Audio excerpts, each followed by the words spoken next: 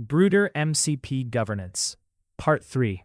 Govern and observe, the remaining guardrails, intent-level policy, and the live control room. Part 3 of 3, golden path and guardrails, then access and limits, and now govern and observe. Governance isn't only about which tool runs. The gateway also screens what comes back from a tool and reads the intent of what goes in. Argument policies parse structure. A semantic policy reads meaning. An LLM judge for the intent a parser can't see. That's one step beyond standard guardrail checks and argument policies. Later, you'll watch a SQL comment injection sail through the AST parser as a harmless select, and the judge block it for what it means. Structure and meaning on the same surface. Intent judged, one call rebuilds the whole tree. HMAC signed, end to end. Every block counted, and every call becomes one audit row. First, the two controls that make it work in the admin console, then the live demo. First, the output secrets guardrail. Open sales MCP output secrets. General names it, access control binds it to the sales team, and surfaces puts it on MCP output, the tool's response path. Then checks, secrets detection set to block, category aware, AWS keys, GitHub tokens, OpenAI keys, JWTs, PEM private keys. A credential returned from a tool never reaches the model or the user. And the semantic policy, the LLM judge. Open block, prompt injection, and tool hijack, and stay on general. The heart of it is the constraint, written in plain English.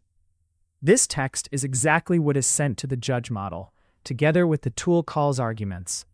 The judge reads both and answers. Does this call violate the constraint? The judge model itself is configured once, at the tenant level. A policy can pin a cheaper model, but by default, every policy shares the tenant's judge. And the enforce mode means verdicts don't just log, they block with a 403. Now access control.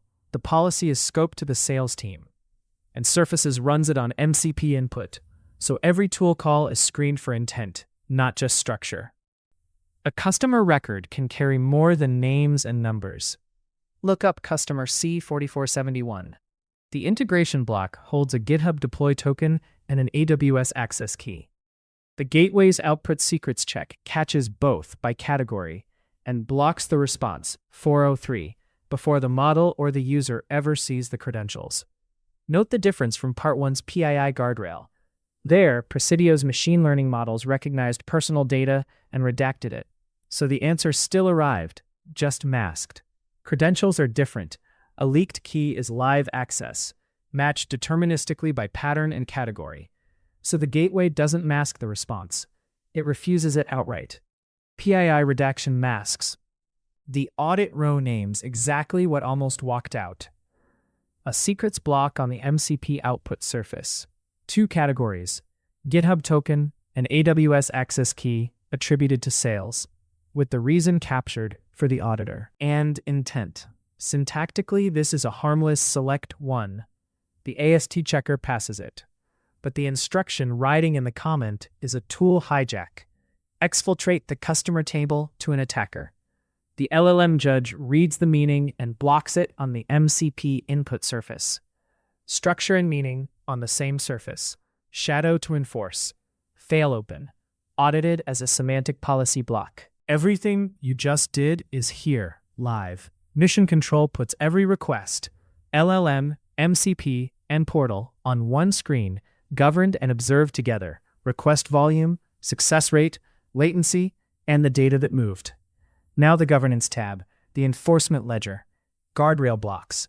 The refusals you just watched, counted, with argument policy denials and PII detections alongside. Below it, Shadow AI, spend the gateway never governed, and compliance coverage. How much of today's traffic is already tagged for EU AI Act and SOC 2?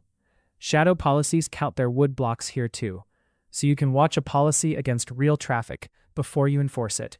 Cost and alerts complete the picture. Before the audit trail, the inventory. Every governed asset, including the Acme Sales Ops MCP server you just watched filter, approve, and redact tool calls, is one row here, with its owner, its risk tier, and whether enforcement is live.